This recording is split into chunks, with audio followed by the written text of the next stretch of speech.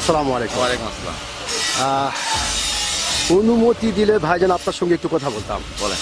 অসংখ্য ধন্যবাদ ভাইজান আপনাকে কথা বলার সুযোগ করে দেওয়ার জন্য। তো ভাইজান সর্বপ্রথমে জানতে চাচ্ছি আপনি কেমন আছেন? আলহামদুলিল্লাহ ভালো আছি। ভালো আছেন আলহামদুলিল্লাহ, যে আল্লাহ পাক আপনাকে ভালো রেখেছে। ভাইজান আপনার নামটা জানতে পারি? মোহাম্মদ আজিজুর রহমান। মোহাম্মদ আজিজুর রহমান, সুন্দর একটি নাম আপনার, অত্যন্ত সুন্দর একটি নাম আপনার। এবং আপনার নাম শুনে এবং আপনাকে সামনাসামনি দেখে যেটা বোঝা যাচ্ছে আপনি অত্যন্ত একজন সাহসী মানুষ। এটা কিন্তু ভাইজান আপনাকে দেখেই বোঝা যাচ্ছে যে আপনি একজন সাহসী মানুষ। তো ভাইজান, যেহেতু আপনি বাংলাদেশের একজন সচেতন নাগরিক এবং বাংলাদেশের একজন সাহসী মানুষ, সেই ক্ষেত্রে এই বিষয়টি আপনার কাছ থেকে জানতে চাচ্ছি যে আমাদের বাংলাদেশ স্বাধীন হবার পর থেকে যতগুলি মানুষ রাজনৈতিক বক্তব্যের মঞ্চ থেকে শুরু করে নিয়ে ওয়াজ মাহফিল থেকে শুরু করে নিয়ে যে যেখান থেকে পেরেছে বাংলাদেশের অধিকার নিয়ে কথা বলেছে, সেই সমস্ত মানুষগুলিকে কারণে অকারণে বেকারণে জীবন দিতে হয়েছে।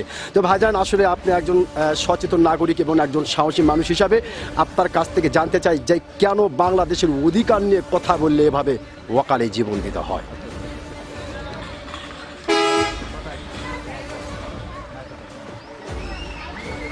আসলে বাংলাদেশে প্রধান লোকজনের উদ্দেশ্য, যারা নেতারা থাকে এদের প্রধান উদ্দেশ্য একবার দেশ পাইলে আর ছাড় দিতে চায় না। মনটা চায় যে 5 বছরের জন্য আসে, মনে হয় যে 25 বছর থাকা পারলে ভালো হয়। যার কারণে এই সমস্যাটা হয়।